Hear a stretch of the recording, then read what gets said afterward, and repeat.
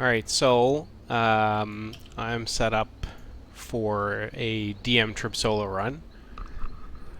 I keep getting questions from people looking for me to set this up so that they can get a guide as to exactly what's happening and how I'm doing what I'm doing in 20 minutes. There's a lot of guides online on YouTube that, 8-minute speed runs and things like that where people are, doing this incredibly fast.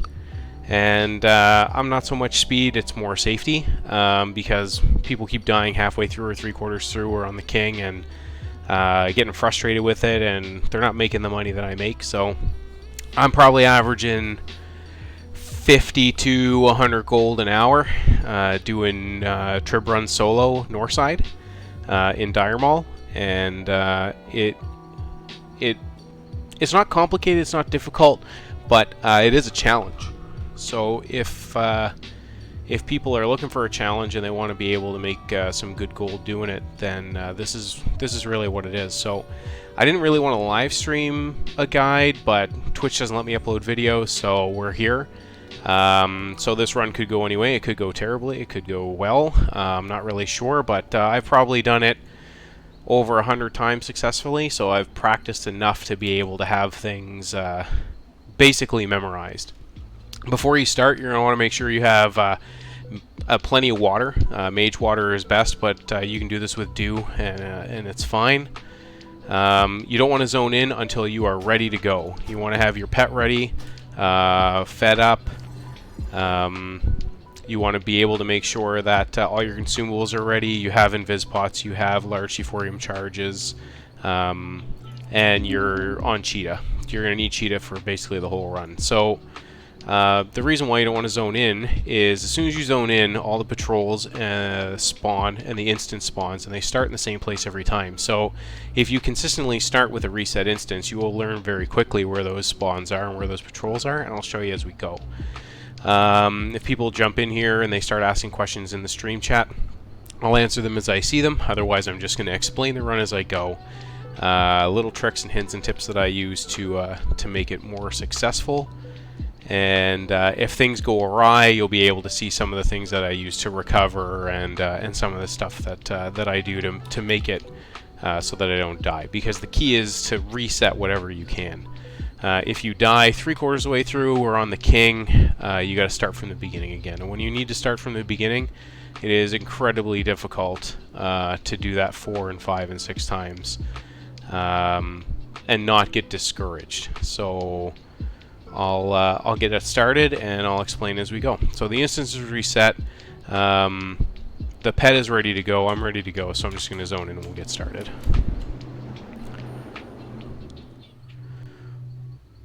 So first thing I do is I make sure that my dash and my growl are set to autocast. Bite is off because I need the focus, and I need Furious Howl off because I only want to Furious Howl when I want to.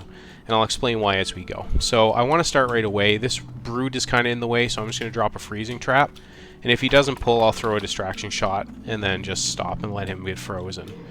So once he's frozen, there's a little ledge right here that you can jump on and catch sometimes. So I'm going to try and do that right now. And I caught it that time, so I jump up again. If I miss it, I come around the side and jump up right here. This ogre, this brute that's walking away, I'm going to want to distracting shot him and stop him. I'm already in combat, but they can't catch me here. So as long as I'm on this ledge, they're not going to be chasing me. They're eventually going to evade, and I'm going to drop combat. That ogre walks up through here, and he stands next to this ramp. So if he gets all the way up there before I do, it's kind of a problem because he'll pull. Summon my pet, stay. I'm going to pet pull this group. So I'm going to send it to attack that brute, and I'm going to set passive as soon as he hits him, and then we're going to chase him. I'm going to send him to attack that one over there. Now if I get hit by them, I get dazed, but they're going to chase my pet as far away as they can. And I'm going to get past it while my pet is either alive or respawns. So now I'm past them and they're chasing me. That hyena pulled because he's 59 or 58. Which means I'm going to feign death before he hits me, and I'm going to drop in this courtyard. There's no spawns around here, there's no paths, so I'm good. I'm just going to run up and loot this chest. Once I feign death, the feign death is already ticking down, so it's really easy to get that cooldown back when I need it. I'm going to run between pats here, and I'm going to kind of cut this on an angle so I don't aggro that brute, but if I do, I could scatter shot him. I'm going to jump this ledge. Sometimes these hyenas will pull. Fengus is far away, all the brutes are far away. I'm not in combat, so I can jump off this ledge, because that ledge is another evade point where they're not going to chase you, and I'll just run down to the door and open it up. I forgot to start my timer, so I'm going to hit start now. I'm about a minute in. So we'll just add that minute to the end side. So that eye is one of 2 that we're going to have to kill. What happens with the eyes is they spawn Void Walkers.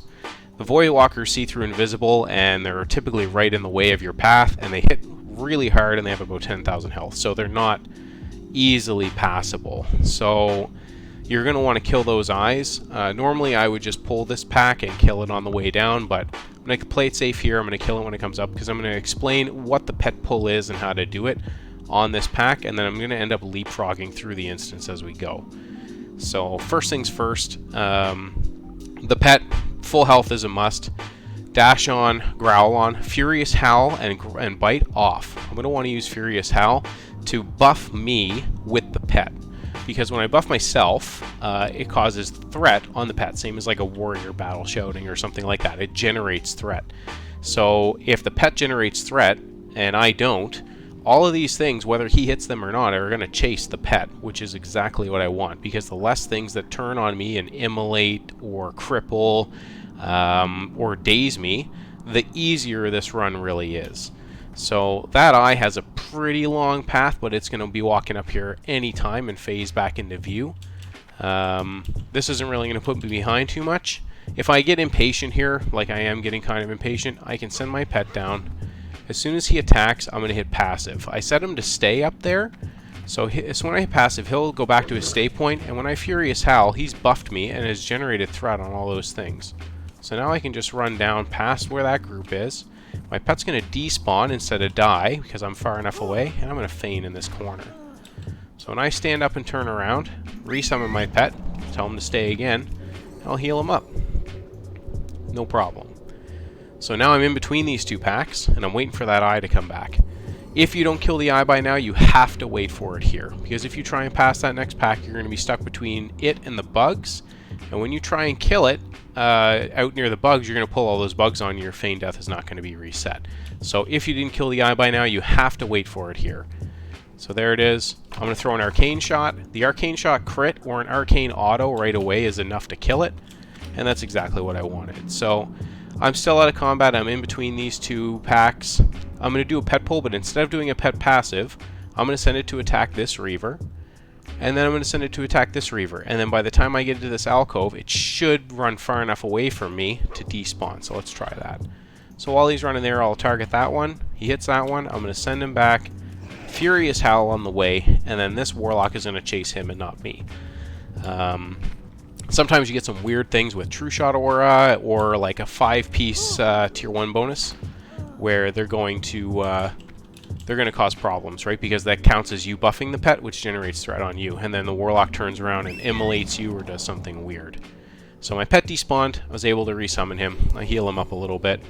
And paramount is I'm waiting for this feign death cooldown to be 10 seconds or less, because at 10 seconds or less, by the time I get to my next feign death point, it'll be up and I'll be able to feign death. The next pull is this Swarmer, and then I'm going to send my pet to attack this Reaver while I run. So I attack, target the Reaver, he starts hitting, hit attack again, Howl, buffs me, all these bugs continue running away. I use a wolf over any other pet because of the Howl.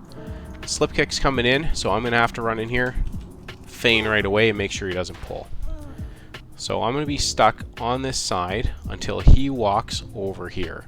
So this flower right here allows me to stand up right away if I had feigned far enough away, or I can wait for him to walk because he goes wide here. So I'm going to miss the eye on this pass because it's right with the guard, but I'm going to mark it with a star. I'm going to make sure. So I can stand up here now that he's on the far side and he's not going to aggro me, and I'll be able to move over here. So if you get a bad eye pat like this, where Slipkick's going to walk down, he's going to cross this ramp, stop, and then he's going to turn back around, you have to kill that eye before you pass this group. Because basically, the next pull is a scatter shot on this Reaver, and a concussive shot on this one so it can't catch me. And then I'm going to feign at the edge of this ramp, and then I'm going to use my lesser invis pot to run up the ramp and past the next two groups. And I can't do that with the eye up. If the eye is alive, it will spawn Voidwalkers that see invisible, and that'll screw your instance. So if Slipkick's walking this way, obviously the eye is faster than him, but I'm going to have to move to this side next to the bugs so that Slipkick can walk out. Because what's going to happen is Slipkick's going to pop out, right? This eye is going to be faster than him, but I have to get back over, like so, while he's on the far side. Because he goes wide, he won't aggro me as long as I pass him. Now I can keep going. Scatter, concussive. I have to have Cheetah on when I run through here. If I don't have Cheetah, I'll never make it up the ramp in time. Tuck into the ramp and feign. You won't aggro this pack, and even if you do, you'll be down beforehand. Slipkick's not here, so I can go ahead and lesser invis, stand up, and run with Cheetah up the ramp. If you get stuck on terrain, or the bones, or one of these ledges, you might aggro this last pack here, in which case you're going to have to be a little extra inventive to get past it. So this time I didn't aggro them. They didn't aggro because I was able to get past on the edge here. If they were to aggro, I would continue up the ramp and tuck into this alcove, and I would throw an aspect to the monkey. And then when the Reaver reached me, I would wing clip it and start running back down this ramp without grabbing this pack here. When I'm halfway down, I would feign death again. Once I feign death, it should reset and run back down. Sometimes the new guards take a minute. If they're standing on your body, just wait and they will reset. So, I'm going to summon my pet. I'm going to heal him up, and I like to have him right near this ledge where the ramp starts to go up, because if you put him too far back, he'll despawn, which saves your pet, which is okay. But if in saving your pet, he despawns, those Reavers that you're about to pull with him will start chasing you, because now the only thing on their threat table is you, and the pet goes away. So I would much rather him die here, and me have lots of time to open the next door, than not. So sometimes you will also get this pack, which is why Furious Howl again is very important. If you get both, hit passive after he hits this Reaver, and as he's passing you, hit Furious Howl, and that'll make sure that all these things stay on him. So I'm going to run up, tuck myself in, target the Reaver by clicking the axe, and I'm going to go ahead and hit attack. My pet's going to run up beside me here. He shouldn't pull this pack, but he did this time, which is not a big deal. As soon as he starts swinging, I can hit passive, Furious Howl, and hopefully he's going to live long enough for me to get up to do this door. Okay, he died, so those things are coming for me very fast. The goal here is to get in and feign death before they reach you and drop combat, which is exactly what I was able to do. So even with him dying, he got dazed and had 4 ogres and a Doomguard chasing him and was crippled and a bunch of other stuff. I was still able to get that door open. If he despawns, it might give you even less time. So with that being said, that's going to make it a lot easier to make it through that run. So the next pull is I'm going to heal him up, I'm going to feed him, I'm going to wait for my Feign Death to set, and I'm going to tell him to stay. You'll notice I have tracked beasts on, because after this pull you're going to start watching for the hyenas, which gets complicated. Switch back to Cheetah. I'm going to start by telling him to attack this Reaver. I'm going to basically run up to the hallway here. He's going to hit that Reaver, passive, Furious Howl to buff me, and then all of these things should chase him, which they do. Sometimes they'll turn into a cripple or an immolate or something strange will happen. If that happens, just keep going, get into this corner, and feign death. Once you're here, you're out of line of sight of them, and you're into where Crom Crush and the Captain Pack is. Oh, summon him up, heal him. This next pull I like to do as 2, and just keep going. If there's hyenas in the way, and sometimes you will get them, there's an alcove to the left side here, right beside Crom Crush, that you can duck into and feign death. That's my contingency plan. But most of the time, it's not a big deal. So I'm going to send my pet to attack the Captain. Crom Crush first, and then this Captain here. So as soon as he hits Crom Crush, I'm going to send him, and I'm going to start running. By the time he hits the Captain, we're going to hit passive, Furious Howl on his way. They should all chase him, And I'm going to keep running. Now the pack I'm looking for is a 3-pack of hyenas here, which I don't see anywhere right now. So we're very fortunate that that's the case. They're walking up by the king. So I'm going to feign death and reset. And I want to run and hug this wall because these spirits up here are going to throw me into combat if I don't. Because the next pull is going to be those hyenas while I can still get them. So I need to get here and I need to throw a frost trap down right now without peeking out. And I want to pull them. The reason why I want to get them now is because they're an 8.5 minute reset to get back here, which sucks if you have to wait for them. So I'm going to hit them. I still have cheat on. I'm going to start running up this ledge. Call my wolf out, send him to attack them because they run very fast, and I'm going to want to be able to kill them quickly. So I start kiting them here, and when they get close here, I'm going to jump down and hug. And that way, when they start chasing me, they will hopefully hit that frost trap, and they did, albeit a little late, but we're okay because I'm going to monkey. I'm going to wing clip them both. Alright, so I got Tendon Rip, which is a 70% movement decrease. So I'm going to go ahead and feign. Put them on my wolf. Run through the frost trap. So like I said, it's better off if your pet dies instead of you.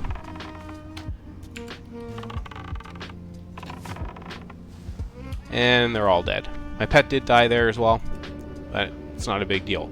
If you die, you have to pull the whole instance again. If your pet dies, you can res him. You got to feed him a little bit of quail, but that's not a big deal. Honestly, because you get 20 quail every trib chest anyway, I end up selling it no matter what. So here, these spirits will lock me in combat. If I want to get out of combat to drink and eat and do that stuff, I'll just hug this little ledge. Eat and drink, good to go. So these wolves or hyenas are not a requirement to kill, but they will join your fight if you get a priest show, which I did, and it takes a little longer to kill him. So I'd rather just kill them and get them out of the way, especially if they're right on the king platform when they're there. If they're somewhere else, you have to wait 4 or 5 minutes for them to show up. It's not the end of the world. It gives you a little bit more time to explain what you're doing if you're recording a video or streaming like this. But it's easier to not have to worry about them later if you can kill them here. This is the ideal kite point, dropping a frost trap anywhere along here or feigning and dropping one at the corner. The other kite point that you can use for them is this ledge right here. And this is the feign death resist reset ledge. So if you get a resist on Cho or the king and you gotta kite them around in order to reset your feign death cooldown, or you need to kite those hyenas because they're already trying to walk away, you can pull them. When they get close, you'll drop down here, and then they're going to end up running all the way around to try and catch you. And then your run-up point is this little broken ledge point that's right here. So I'll run up here. So this is the circle you have to run to either when you get a feign death reset or when you have to kite those hyenas down here. So there's 2 different places, this one and that one there. This corner over here is where the king and Cho are primarily going to be running to in order to come and get you. So this fight runs pretty straightforward. I normally see a priest Cho 50% of the time. Shaman Cho is the feather staff. That's probably 30% of the time, and the other 20% is mage Cho, which is the easiest of the 3. It has a red glowing orb staff for the mage. So the fight, in my opinion, is 2 phases. The first phase is to get Cho out of mana.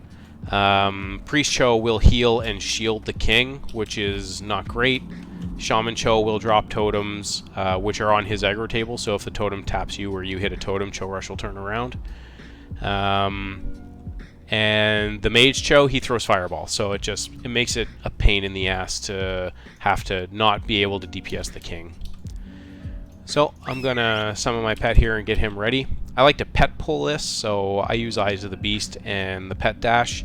I don't do any damage to the king or Cho when I pull them. I just park the pet in the middle of them, and when they start swinging at him, I'll get rid of Eyes of the Beast, and then it'll reset.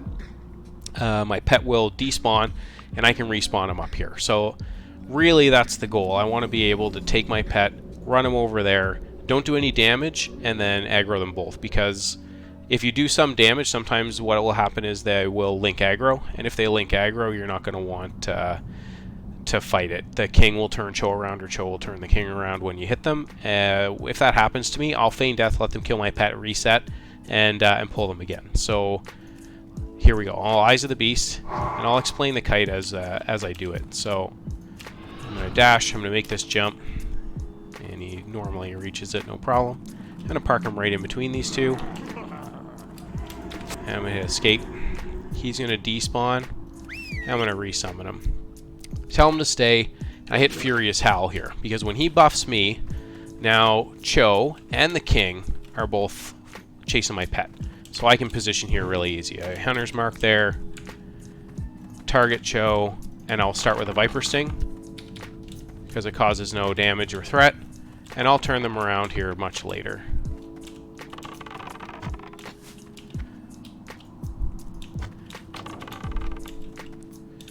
So the fight is challenging while Cho has mana, and then is a lot easier when he doesn't.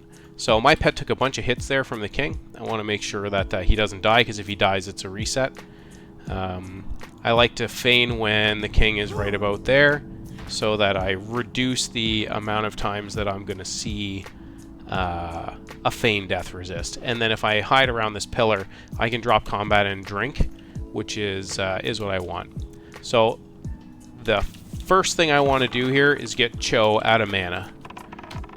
I'm going to want to turn them around, and I'm going to want to line of sight these Mind Blasts. I'm going to throw on Hawk here, because I don't really need Cheetah. And then once I get them kind of split, I'll be able to drain Cho a whole lot easier than when he's running right beside the king and shielding him the whole time. But once he's out of mana, this fight gets a whole lot simpler. A lot of people will just straight DPS the king and do a considerably less amount of damage to Cho Rush, and that's fine if that's the way they want to do it. The Priest Cho Rush Mind Blast, which is a lot more difficult than the Fire Blast or Fireball on the Mage, or even the Shaman Lightning. So the Shaman Lightning and the Mage Fireball have a lot longer cast time.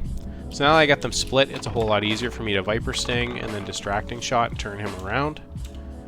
And then I can just kind of bait him into casting and get a couple extra Vipers as we go.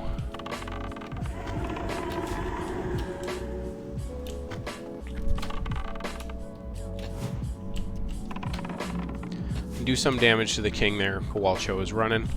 Now he hit me with a Mind Blast, so I'm going to stay on this side of the pillar this time. I'm going to feign death a little early so I don't get charged, and I can eat and drink.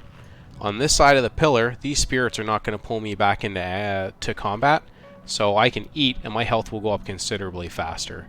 If you're in combat, your health regen's garbage, but the main focus here is to get the king turned around before he starts slugging into my pet, because I really don't want him to be hitting my pet a whole lot. Now my pet is almost dead, which is really not great, so I got to be extra careful here now. But the plus side here is Cho is 100% out of mana, so with him being out of mana is going to make this a lot easier of a fight now, because he gets predictable. The predictability is now he's not going to be stopping to try and Mind Blast me, so I can let him run to about this spirit, hit a Distracting Shot, throw up a Viper Sting, and then I'm done. And now my aim shots on the king, I can start near this bush. By the time they hit him, he's going to be on the other side of the pillar, and I can get probably 2 aim shots and maybe even 2 multi-shots in every single time. So that is 2 aim shots, almost 2 multi-shots. I can just run back behind this pillar, let him get a little closer, and then feign death. I drink. They have a long way to run to come around here. And Cho is going to try and keep shielding the king. It just makes the fight longer. So I get in position, he crosses that bush, I'm going to aim shot. And now, even though my pet got super low because of some of the mistakes that I made early on, shouldn't be a big deal. I'm going to throw an arcane shot and not chase him this time because I got Cho here. Throw a Distracting, throw a Viper. He has just enough mana to Mind Blast, but he doesn't anymore, so we're good. Feign Death. I don't have time to drink this time, but I'm still good with half mana. And I got them split so that by the time they cross paths, Cho's not going to have enough mana to shield the king again. It's not a huge concern, but it does make the fight a little shorter. So, set my aim shot up. The king is under 50% now, so really it just comes down to controlling. So Cho does not melee for very much. 150 here or there. Run over here behind this pillar. Feign, let him screw off, drink. And I gotta make sure the king turns around, but I'm gonna take a little extra time to drink here, so I'll lead with a multi-shot instead. Then he's gonna turn around right away, right? Throw an arcane shot, do a little bit of extra DPS here. Now I'm gonna want to turn Cho around a little earlier. Throw another Viper Sting so he doesn't have enough mana. If you notice, like my Feign Death is one second. King's a little close, but he didn't resist. If he was going to resist there, I would drop down. Now I'm right in the middle between up and down. He would have to choose a way to go, which is really gives you the maximum amount of time to do your little kite to reset him, if you were ever to get a resist. So I got lots of time to DPS the king this time. I'm going to blow my cooldowns and lay in as much as I can.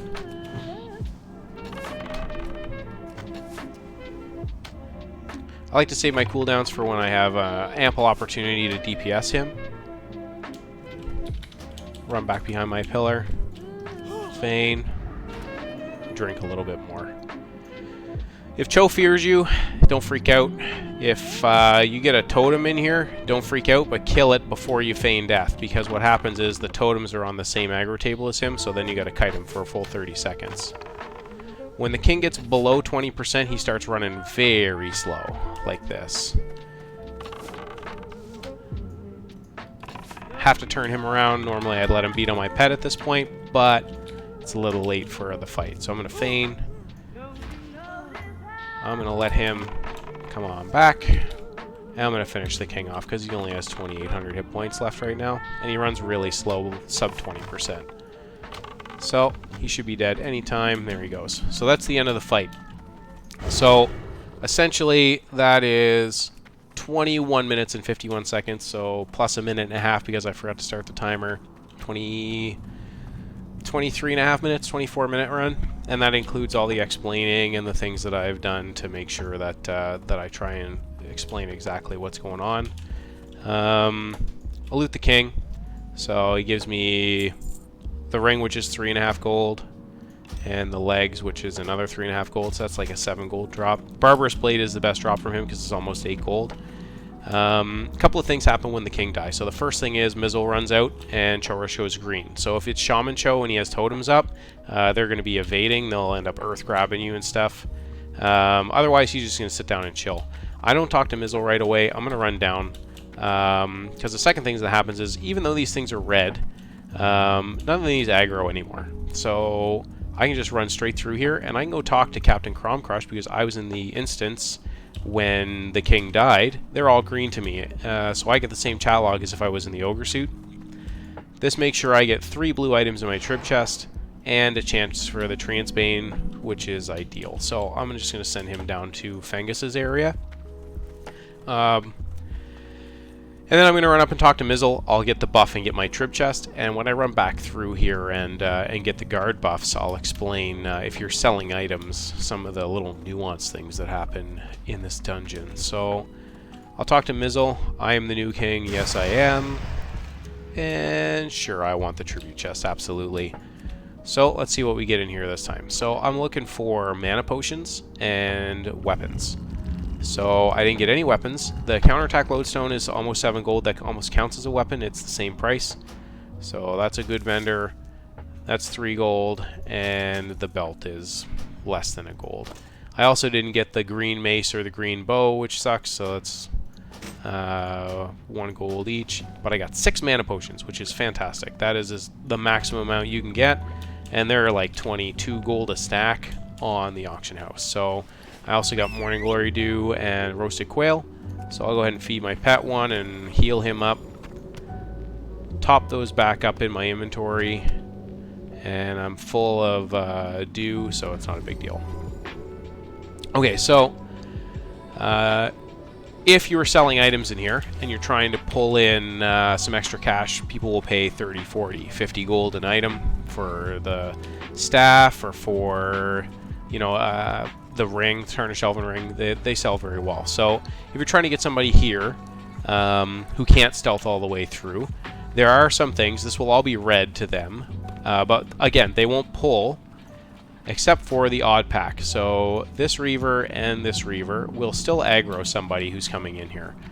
To deal with them, you use a slow ability like Warrior Hamstring or Mage Chill, Frost Nova, Fear, anything like that, just to get them away from the person you're selling an item to.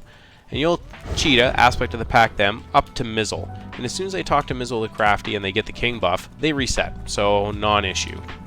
Some of the other things I look for when I'm running out of here, looking for chests. I'm looking for Dire Maul books, because the 4s is still a couple hundred gold on the auction house, so I would look for a chest here. Typically there's not one. It is very rare I've seen a chest there, so I'll just run down. All of this stuff, although to be read to somebody you're selling an item to, is going to be non-aggroable. The Doom Guards are still targetable. They're non-aggroable. I'm going to look for the Guards. The Guards will always aggro someone you're selling items to. So like Slipkick in his pat, you're going to want to make sure he's in a good spot. But if you talk to him, you can stop him from walking. So if you wanted to stop him right here, you talk to him, you get your buff, and he'll stay there for a while. There'll be a book here. Obviously there's no book, so we'll carry on. These two Reavers will also pull threats, so that person is going to need a lesser invis pot, and they're going to stand about right here. They're going to drink that lesser invis pot, and you'll cheetah them around and then up the ramp. There's a chest that spawns right here. We didn't get one. The chests are 50-50 shot to be locked or unlocked. If they're unlocked, they have greens in them, which is great. The eye that normally pats through here, comes down to about here and moves back around, has to be killed. The eye spawn Voidwalkers. The Voidwalkers see through invisible, so you absolutely need to get the person you're selling an item to kill the eyes. The bugs stay red, so if you were selling an item to somebody, you're going to want to kill them. I do that by sending my pet in, waiting for them to all gather up, and then throwing a stick of dynamite at them so they're all half health. I'll typically preset an explosive trap up as well, and then recall my pet. I'll just get him to stay back here. The explosive trap will finish off a lot of them, and the ones that don't, you multi-shot, wing clip, raptor strike, and go to monkey, and you shouldn't have any trouble with them. If you're not selling items, you can just do a pet pull. I set him to stay. I'm going to send him to attack the first bug. Hit passive. Howl when he goes by. Those bugs aren't going to touch me at all because he's max on all their threat table. There's a lasher pod there and another one over here you're going to want to make sure you avoid. My pet despawned. He didn't die. I feigned death. The bugs are going to reset to where they were, and I'm in safe place. So this is the other eye. This eye will aggro on people. When it comes down to it, the eyes are the most important thing. That can ruin a cell run because the Voidwalkers are very difficult to kill. You can pet pull past them if you're lucky, but they will kill your pet very quick.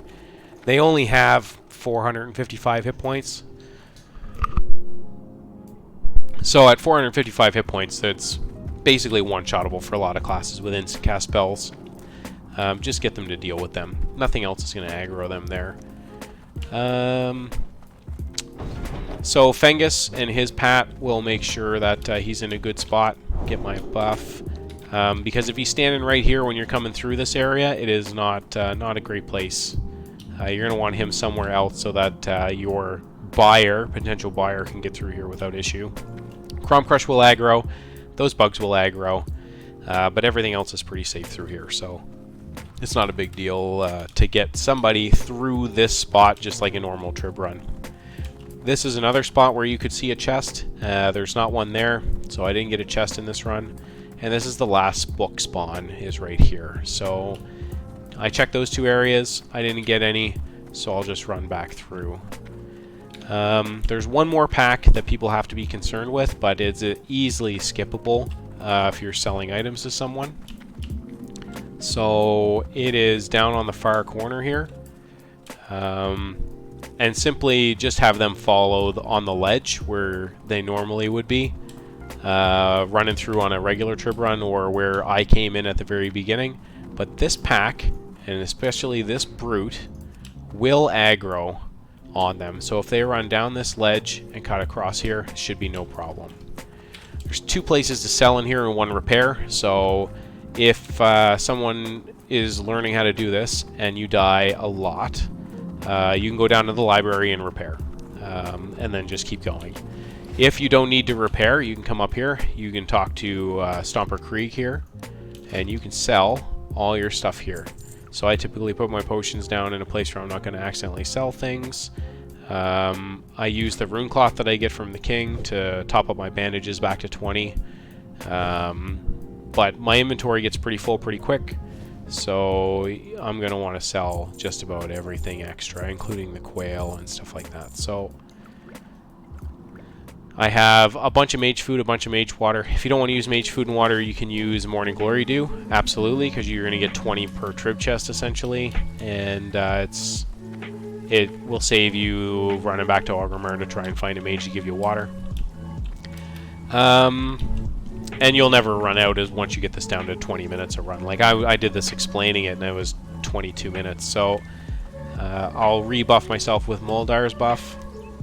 And then before I zone out, I make sure everything else is good to go. So if I need to eat to heal, I'll do that. If I need to feed my pet, if I need to get him good to go again, I'll do that. And I'll just set him to stay so he despawns, and I don't have to worry about dismissing him. But before you walk out of here, you're going to want to make sure that everything is good to go, because you're going to zone out, you're going to reset all instances, and then as soon as you reset, you're ready to come back in and try again. But you got to start right away, because if you don't, all your pats are going to be off location. So like if you look right now, I have none of the pats here, but there's like a mage lord and 2 hyenas that walk through here, and there's a bunch of paths up through this area near that ramp past these packs that will cause you major problems if you don't know exactly where they're going to be. It basically becomes on-the-fly problem solving. Like you're going to need to feign, and you're going to need to really plan out what your next move is, and it's going to take you a few more minutes. So a lot of people who die, I recommend to just reset the instance and try again from the beginning, because you know where all these patrols are going to be, and you know where everything is going to be lining up. If you can't reset, like let's say you blew open the door already and you don't want to waste your large C4ium charge, then don't. But just keep in mind that getting through here is going to be more challenging. So this jump here, I typically aim for this corner of the pillar, and I jump up, and I'll catch a little lip, and then I jump again, and I'm up. If you miss that, or you can't do it for whatever reason, you can jump up right here, and you'll get up, and then behind this pillar. The only difference is sometimes you'll aggro this brute or this mage lord, and he'll start casting frost bolts. You're going to want to jump up. If you get stuck like this and don't get up the first time, you're better off going to monkey or doing it dazed, and you're going to hide behind this pillar until he stops casting frostbolt, and then you can start making your way through here. I like to go behind to get through. As I mentioned, I'm always available for questions, so if you see me streaming and you have questions about these runs, let me know. If you're unsure of exactly what I did in a specific place in this run, or you want to see it done a couple times with some mistakes or errors, let me know. I can do that too and show you how I recover. Not that I'm into making mistakes on purpose, but sometimes it helps to see how dynamic this instance can be, and how to recover from things when they go wrong. So I definitely am here to help coach and mentor people if they need to learn this. I'm not the fastest by any stretch, but I like to run these safely, and I still get 3 instead of 4 an hour. So that, I've made 30 gold on this run, and if I do 3 an hour, I'm making almost 100 gold depending on the RNG of it. So there is nothing wrong with that. And I don't die. I don't die hardly ever.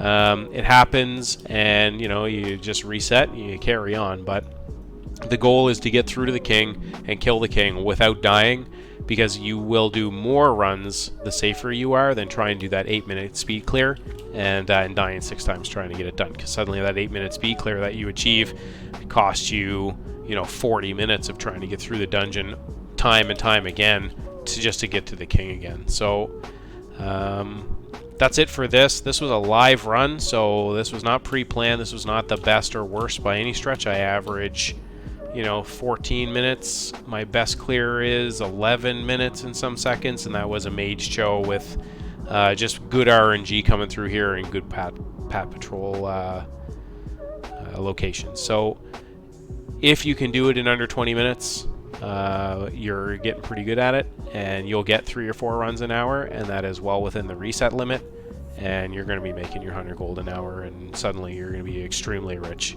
So with that being said, anybody have any questions, drop a line. I am on Mancrick, and you can feel free to send me a message anytime.